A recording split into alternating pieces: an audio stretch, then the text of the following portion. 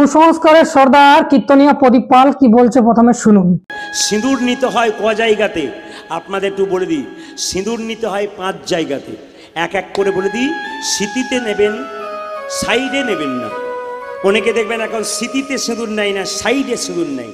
যে যত সাইডে সিঁদুর নেবে তার সম্পর্ক তত সাইড হবার চান্স। তাহলে শুনলেন, মানে যে স্ত্রীরা যত বেশি সাইডে সিঁদুর নেবে তাদের সম্পর্ক তত সাইড হয়ে যাবে। স্বামীর মঙ্গলের জন্য স্ত্রীরা সিঁদুর পরছে।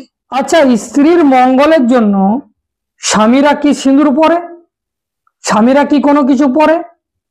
এখানে অনেকেই বলতে পারে যে আমরা মান্যত করি, আমরা পুজো দিই, অনেকেই বলতে পারে, কিন্তু চিহ্ন কি আছে?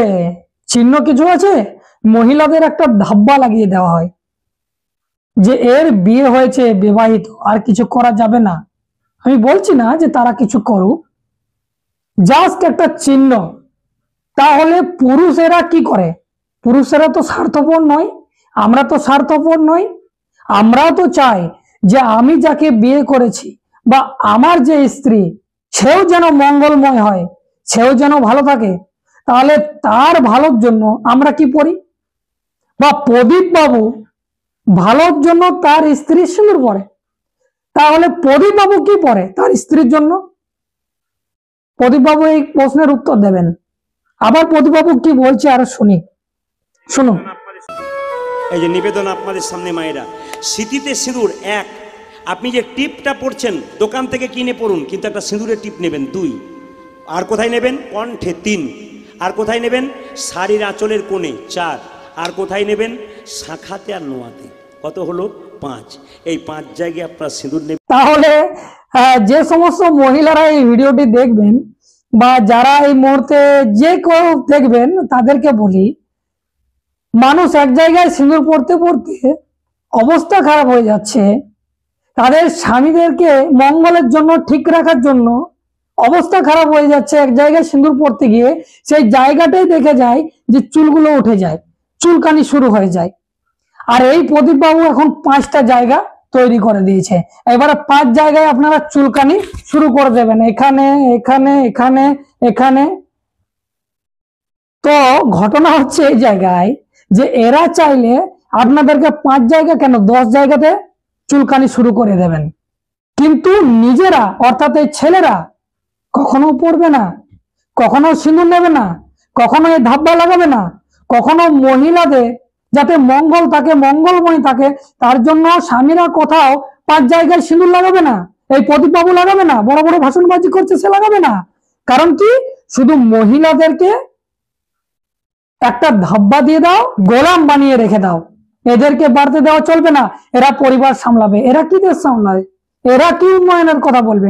উন্নয়নের কথা বলবে তো এই দেশের পুরুষত্ব সমাজ, পুরুষেরা বলবে। আমার প্রশ্ন হচ্ছে এই জায়গায়, আমরা ছেলেরা আমরা কি চাই না যে আমাদের স্ত্রী বা আমাদের মা বোনেরা যেমন আমাদের মঙ্গলের জন্য তারা পড়ে থাকে, আমাদের মঙ্গলের জন্য উপবাস করে থাকে? তাহলে আমরা কেন পারি না? আমরা কেন সেই ধাব্বা, আমাদের চিহ্ন কেন নিই না? কারণ এটা ধর্মগ্রন্থে বলা হয়েছে। আর এই কথাবাচক, এই কীর্তনিয়া, এই ভণ্ডরা আপনাদেরকে বলছে, আর আপনারা মেনে নিচ্ছেন, না হলে আপনার সর্বনাশ হবে।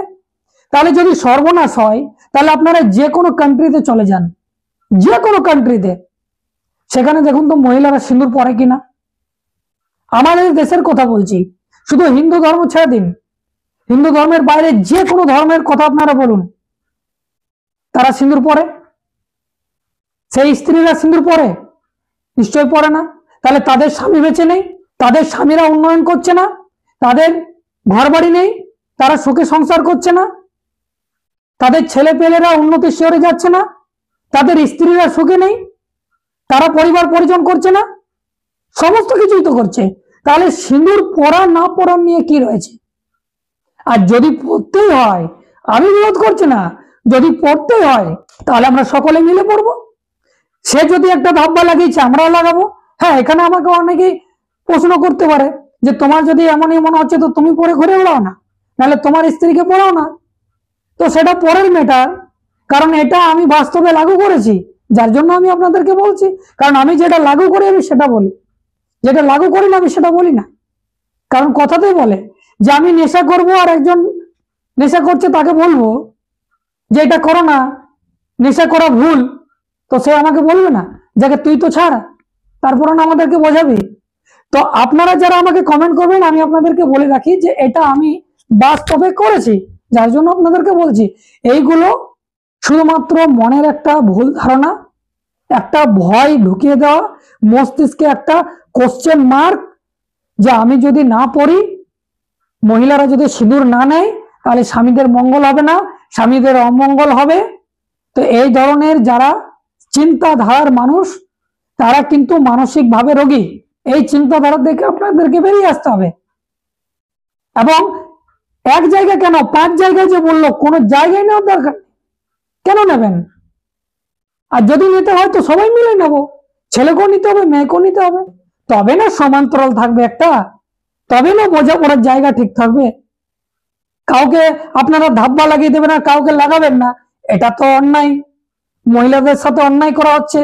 আর এই অন্যায়ের প্রতিবাদ তো করতেই হবে, কিন্তু আমাদের সমাজের মহিলারা চুপ, আমাদের সমাজের পুরুষেরা চুপ, যার জন্য পুরুষত্ব আজও বিদ্যমান।